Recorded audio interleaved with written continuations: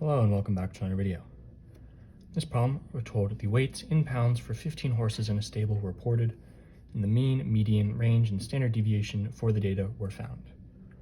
We're told the horse with the lowest reported weight was found to actually weigh 10 pounds less than its reported weight.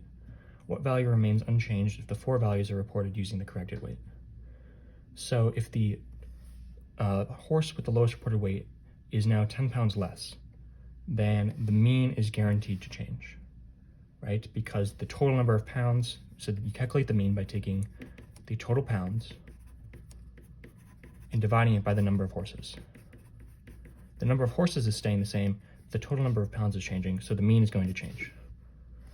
The median we will get back to. The range is now going to be 10 higher, right? So the range is going to be the highest minus the lowest value. And let's just say that this was 10 pounds. If the lowest is now 10 pounds lower, it's 10 pounds away from the highest, so it's now 20 pounds. So the range is going to be changing by a guaranteed 10 pounds. Standard deviation, I'm not going to be doing a calculation of it, but it's how far away or close together the data is.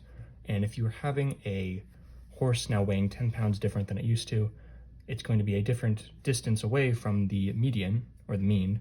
So the degree to which the data is spread out or packed together is going to be changing. It's going to be a little bit more spread out because now this horse is 10 pounds further away from where it was. So D is not your answer. So now we know the median has to be our answer because it's the only one left, but why is the median remaining unchanged? So let's just say, for example, we had a number of horses and they weighed 30, 32, 34, 40, 45, and 50 pounds, and a 52-pound horse. I don't think any of these values are what horses actually weigh, but just for the sake of the example, how do you find the median? You come in, and then you cross out numbers from each side until you close in on your median value of 40.